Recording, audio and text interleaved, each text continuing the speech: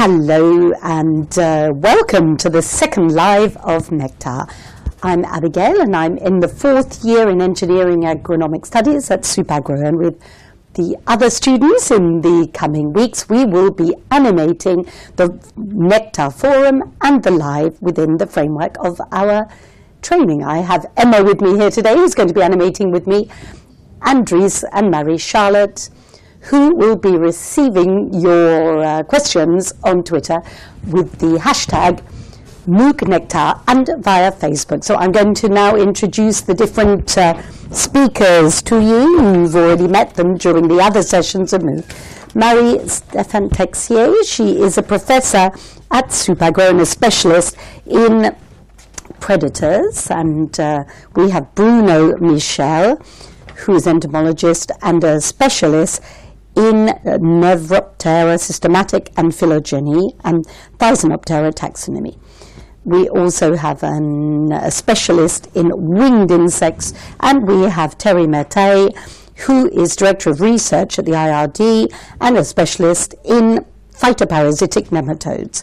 So Abigail now is going to ask the first question. First and foremost, before I ask the first question, I would like to talk about the procedures for the polytomic keys. So Marie-Stéphane is going to explain this to us. Indeed, there were a lot of questions on how to use these keys for predatory acarian mites and how to install them. So we tried to reply directly to you on the forum by giving you a certain number of procedures, and also thanks very much for those who tried to help others. So what we've decided to do is to build a PDF tool which will be distributed to all of you in order to explain step by step what you do. First and foremost, setting up the Delta software tool, and then how to collect the files which are on the website, unzip them and then open them up with Delta in order to access all of the resources efficiently. I'm not going to go into detail step by step here today. What we're going to do is we're going to put that onto the forum quickly. Thanks very much to all the students who will be doing this.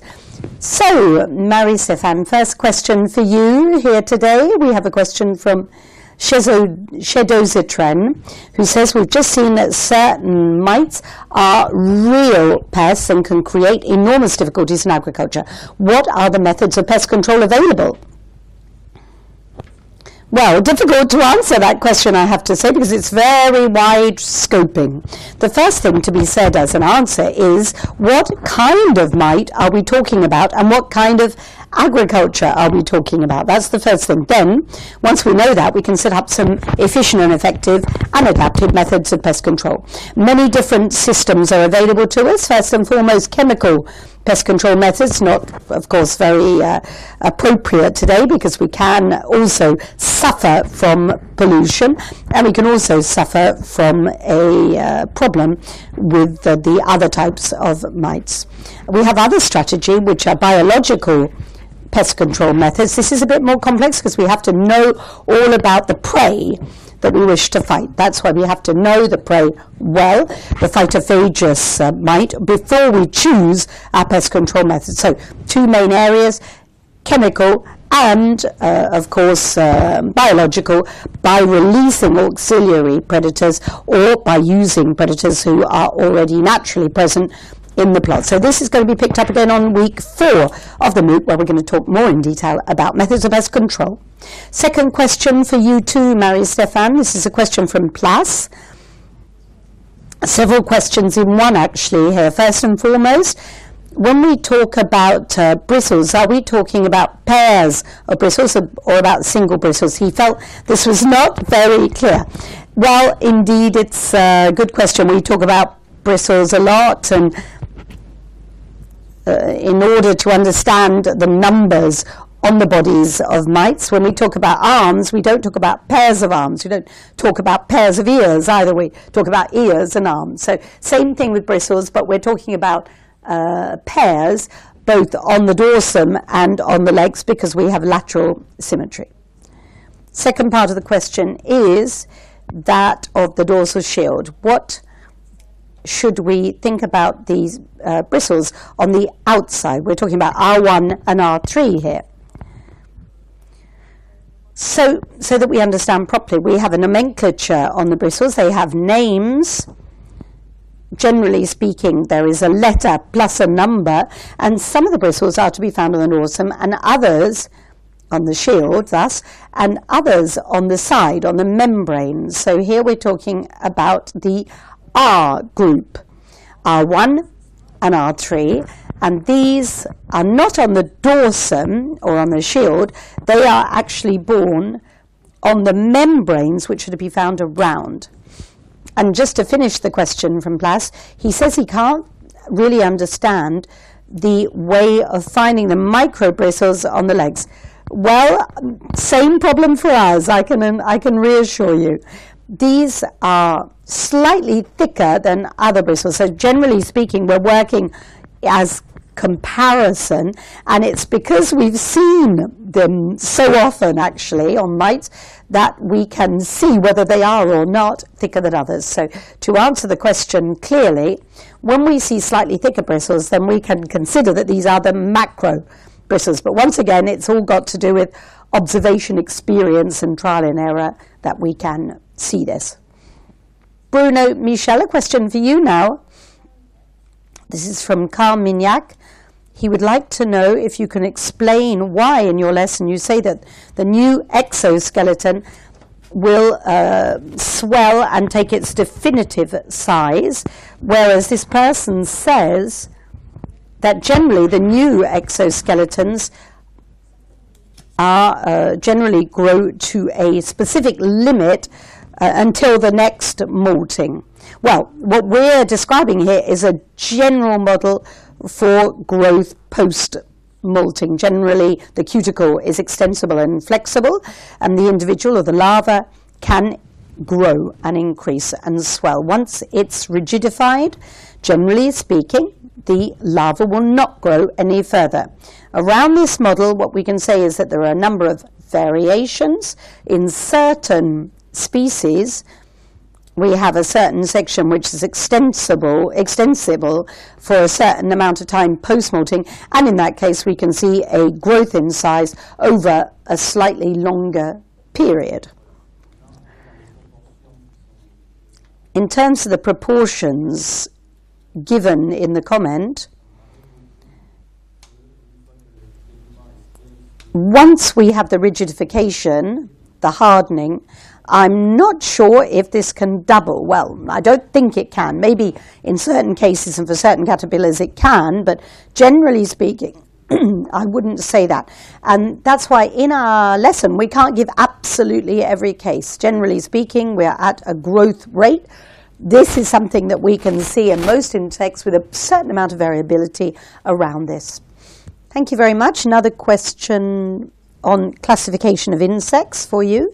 This is from RR03, who says that in the lesson on the scientific names for insects, we said that we gave a scientific name to an insect, which is made up by a name of species, a name of genre, with a name of species. And he says he's been to see the classification, and he says that generally species have two names, and he wants to know what the truth is here. Okay, well, that's a good question and a good comment, I have to say. Generally speaking, we abuse our language here, and we tend to talk about the name of the species. We use this when we refer to the epithet for the genre. And this, once again, is something that we see all the time with taxonomists. If we were to be truly rigorous, then for the name qualifying the species within the binome, we would generally speak more about epithet or about the specific name. These are the terms that we're going to be finding in the zoological nomenclature. So it's true that this is wrong use of language, if you like, because generally speaking we're talking about the species itself plus the genre. Also, it might be a little easier sometimes to say the name of the species rather than saying the name of the epithet linked to the genre, etc. So it's also got to do with a certain fluidity or simplification. But generally speaking, indeed, we should use the terminology epithet, or specific name. Thank you very much for that answer. Now a question for Thierry Mette. This is from Archimed. The phytophagous methods, will they not destroy, for example, the non-phytaceous and particularly earthworms? Well, the first thing that surprised me in this question is the last two words, earthworms. And I would really encourage, I'm not going to give you a lesson on zoology here at all, but I would suggest that you take a look at some treatises on zoology here, because although the phytoparasitic nematodes are to be found in the soil, they are definitely not included in the earthworm group. So let me come back to the question on the issue of pest control once again. I'm not saying that the pest control methods and all that is constrained, climate or, for example, agricultural action or other, all these constraints potentially could have action or an impact on the nematode, be it a phytophagous nematode or not. This being said, if we were to take a look at the methods, the pest control methods, and particularly the chemical methods, there is no specificity. But in biological terms, we do tend to take a look at aspects which are not to be found elsewhere, because the non-parasite nematodes are today considered to be useful, and if we were to keep the non-phytophagous nematodes in the soil, they can, of course, be very useful for the maturation process. Another question for you, Thierry Mette. This is a question on rootwort, particularly due to the parasitism of nematodes of the meloidogenous group, and particularly these polynucleus cells, which are syncytia. So what exactly does all this mean? So a syncytium is a polynucleus cell. Once we've said that, then we can understand that the cells which will feed rootwort particularly, are not of this type. They're not syncytia, because although they may be polynucleus, the formation, the development of these cells does not correspond to those of syncytia.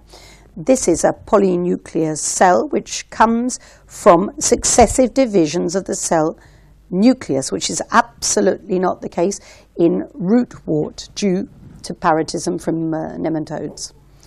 In this specific case, we're talking about cells which begin their division, their cell division, but do not finish it.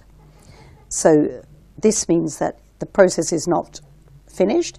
It disintegrates within the cell, and the cell thus is polynucleus. But just because there has been a nuclear division without a cytoplasmic division. We're coming back to mites now with a question from Loïc Salon. So he has several questions about the material. Are there any works we can read on mites, acarians, and these kinds of insects? What kind of microscopes could we use for this, or for the nematodes? And as he says, he doesn't have the kind of money that is necessary to buy this sort of thing. Well, there aren't that many actual works in France, I have to say. For mites, there's very little literature on the subject. There's more literature on, for example, agriculture. So, for example, if you work on apple trees, then you'll have information specific to the apple tree and so on. But generally, this is in English, and the works are expensive. And so this is the limit for you in terms of literature available. This is why we're there, to give you this information at the Mooc, and it's, I'm afraid to say the same thing, or maybe even worse, for microscopes. For mites and predators in general, we have to use a phase contrasting microscope. And these microscopes are extremely expensive. We're looking at about 10,000 euros. So a lot of investment in order to carry out morphological identification of the mites. And only certain people, technical institutes or research labs, are able to invest in this kind of material at this kind of price. Don't know if you might want to add something to that. Regarding nematodes, yeah, I would have the same question because we're talking about microscopic organisms. So, of course, we have to use some adapted optical scientific methods. And if we want to define the genre, then we have to use a binocular microscope, and it's very expensive because it has to be of good quality. Regarding the bibliography and literature, there are two levels of bibliography. First and foremost, a bibliography which is adapted to the genre determination keys, and that's relatively simple to find and follow. But again, these are books which generally are in English and are quite expensive. But if we wanted to determine species, I have to say here, this is absolutely not available for amateurs because in nematology, as elsewhere, we have to call on specialists per group, and they are manipulating full bibliographies in terms of keys. So once again, complicated and not available to all. For insects, we can bring a bit of nuance into this because they're bigger generally. For alluroids and trips and so on, it's the same as for mites. But if we start working with, for example, autopteres and butterflies and grasshoppers and so on, we have a lot more information here. We have a lot wider spread information. Material will be less complicated, and the bibliography is much wider. So in terms of bibliography, you've got an excellent site called faunaoffrance.org, and there you have full works which have been scanned and are fully available to all. Regarding the optical material, once again, this will depend on the size of the insect. If we're talking about butterflies, then you will be able to use, obviously, a average-sized instrument, and certainly nothing that would cost you 10,000 euros, that's for sure. It will be relatively easy for you to find an object of about 100 or so euros, which will help you. If you want to go smaller, then yes, you do have to have much more sophisticated material, obviously. Another question now for you, Marie-Stéphanie, on the bristles. Sylvie requests in practical terms how long the bristles are. I just saw the question, and for this exercise, I have to say I gave a table with measurements, so you don't have to do the measurements. But generally, we do this with a microscope, and we have several methods. The ancient method, which is what I use, and the new method for the youngsters. So the old method is that in the eye of the microscope, we have a little decimeter. And so we position the decimeter with the eye on the bristle, and this allows us to see if we're at 3 microns, 10 microns, 30 microns, etc. So that's by the naked eye with the decimeter. Then we have the technique which is to take a photo of the mite, then we digitalize it, and then we have, of course, software tools which allow us with the mouse to measure directly the length. Another question here from Gemma Lilian. What is solenostom with the adenotaxy part of lesson 1? Here we're talking about the structures on the bodies of the mites, which are linked to pores or holes.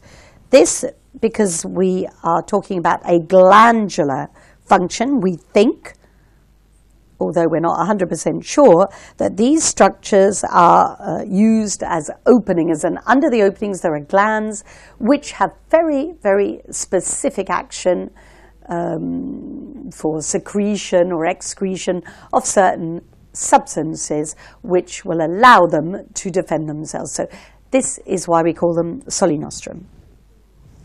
Another question from Coleoptère, who just saw the description of the ventral plate for mites. He wasn't able to see the shape of the shield, and he wasn't able to see the number of bristles in the image shown. Can you give us more detail, please? Once again, as any type of description of shape, it's subjective, always. We have different shapes. We can have long, elongated shapes. We can have pentagonal shapes. We can have round shapes. So once again, this is all subjective, but does give you a bit of an overview regarding a number of common criteria. Elongated, round, or pentagonal is clear. Then there are a certain amount of specificities. For the number of bristles, this as well is complex, because when we got the Mooc ready and carried out a number of lessons and exercises, we didn't think that we would be speaking as we speak amongst ourselves, and that there are a certain number of specificities to be known. So when we talk about 3 pairs of, or 4 pairs of bristles, we're talking about those which are above and not those which are underneath or around the anal area. So I think in the coming days I'm going to be giving you a description, a fully fledged description of this, in order to show you what we take into account in the keys for identification. That is to say, all the bristles above the anal region and not those which are around or under. Question which you might be able to perhaps Marie-Stéphane give us an answer, or Bruno give us an answer to. The first part of the question regards lesson 2 on mites and underlines how important it is to take into account the variation of individuals within a given species.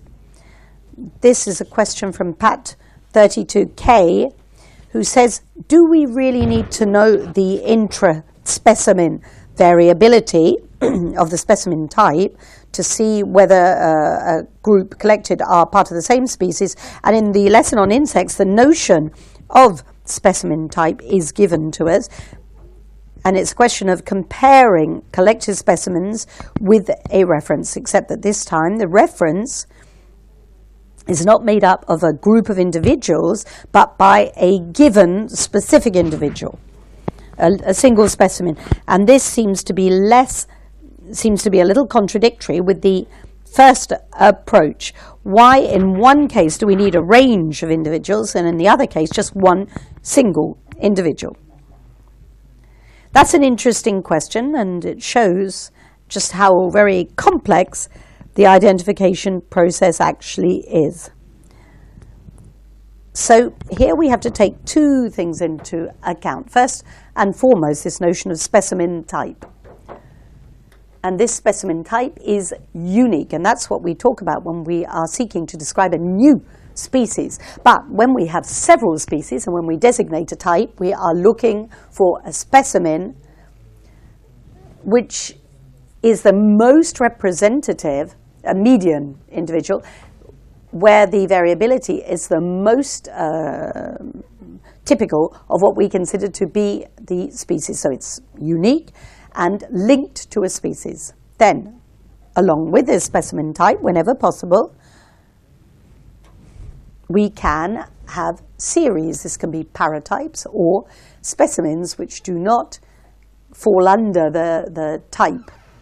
This allows us to take into account the intra-specific variability. So the ideal thing here is to have both the specimen type, which was used to fix the species with good, solid representativity of the morphology of the species, and, on the other hand, to have a series of other specimens which will be used to assess the intraspecific variability within a given species. So that means that when we make our determination, we should refer to the 2 aspects. First and foremost, specimen series type, and secondly, for variability, and secondly, specimen type, to be absolutely sure within the same species.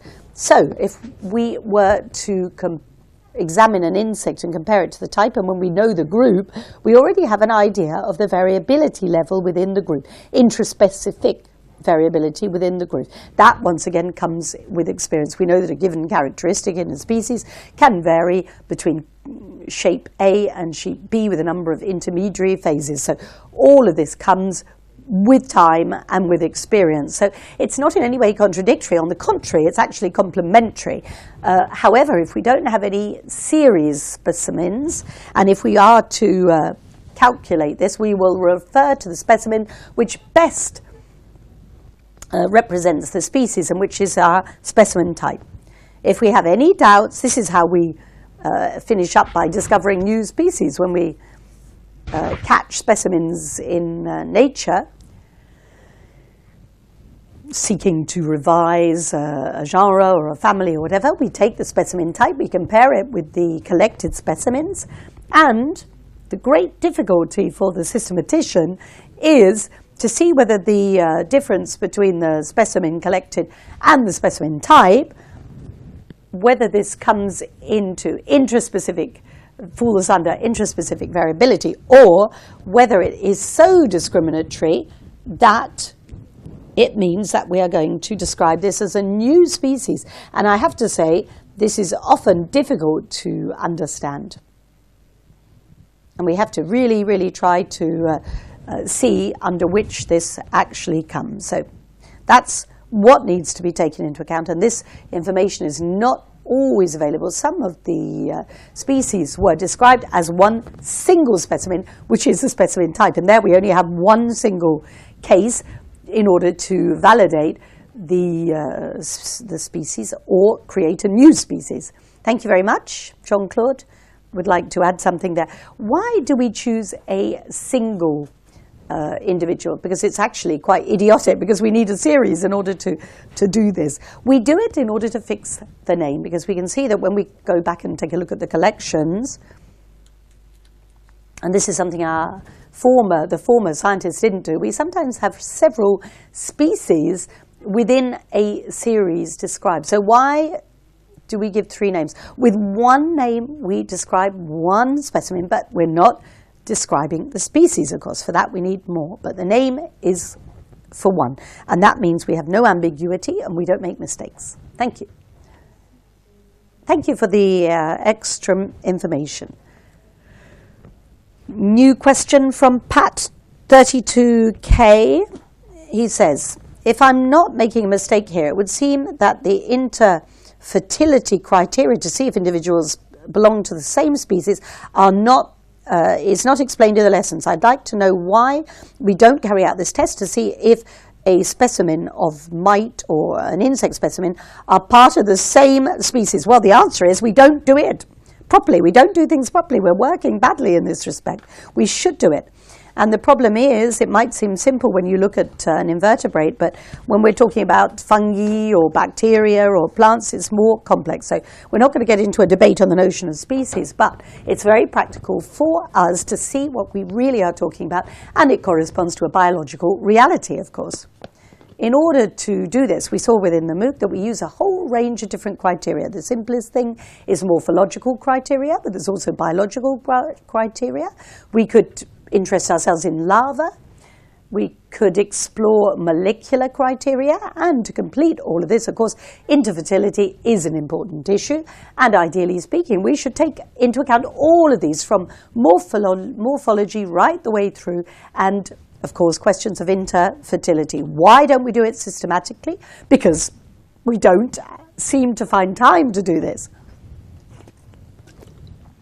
To check that two types of insects are interfertile means we have to catch them alive, we have to breed them, and we have to cross them over for several generations. It takes a lot of time, it's very pernickety, and sometimes we can't do it because we don't know the biology of the species. So either we do it in a less complete manner, and very often we don't do this intercrossing or crossbreeding process. That's the case for mites. And just to finish with insects, and we do it a little bit with insects. We only do it when we have major problems to separate species, when we have a lot of doubts. This was done for Bemyza batasi, which is an aleuroid, very important in agronomic terms, and we've seen that there are 30 different packages in there, which are maybe species, maybe not. We don't know for the moment. And for this group, what did we do? Well, we carried out morphological tests, didn't work. Molecular worked. Biological worked. We saw that there were different behaviors biologically, and then we tried to cross over all of this for those which we were breeding, and we saw within this group that certain groups are interbred very easily. We could say that's a good same species. Others don't at all, so we then separate them, have to separate them, and then some cross over in an intermediary manner. So this is not working very well, and there's a lot of mortality. So in this specific case, we are in difficulty, and all the criteria to separate species that we have available to us don't work, because the biological reality here is that we have a complex species, if you like, which is evolving, and the barriers which separate the different individuals, which prevent them from reproducing, are not watertight yet. So that's why, as we said, that's why it would be really interesting to carry out these interfertility tests, and works quite well.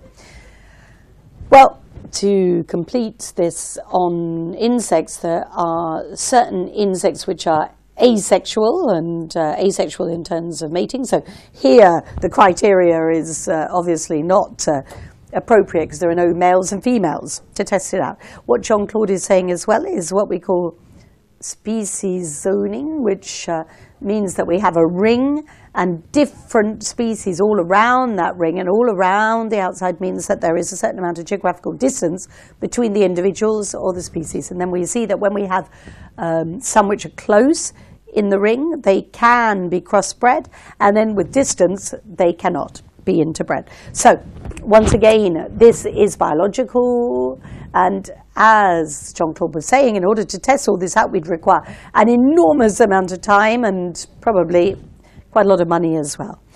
For mites, it's the same thing. When we see that the individuals, one individual is different from another, from the references, we sometimes think, well, this is a new species, and then we test them out or compare them morphologically. If we were to do it biologically and do crossovers, we'd have to recuperate some standard specimen types. We know sometimes where it was collected, sometimes we don't, sometimes they weren't where we collected them 50 years before. So you can just imagine how complex all this is. And in a more applied manner, if we were to attest that the individuals which we actually observe from a given species are really the ones, then we'd have to cross absolutely everybody over with all the others. And in reality, it's easier to use the morphological characteristics and make these safe with some intra-specific studies. Thank you. Well, that brings us neatly to the end of the second live MOOC. This is available on the Info du Cours section. Thanks to all our researchers, thanks to everybody, thanks to you for your questions on the forum and on the social networks. Please don't worry. If there's a question we haven't answered, you can ask your question on the forum and we will answer you as quickly as possible. You can also follow the MOOC with Nectar on Twitter or on the hashtag Mooc Nectar, and on Facebook on our profile MOOC. And before midnight, please, Sunday midnight, please give us your homework for the second part on the given dedicated page. You can also correct the homework of your peers on the same page from Monday onwards. And don't forget that you can discover Session 3 of the MOOC, which has been open since midday. Certification is open from now on your table, on your control panel. It's it needs to be paid for, but it's optional. And look forward to seeing you next Friday for the next live session of our MOOC. Thank you.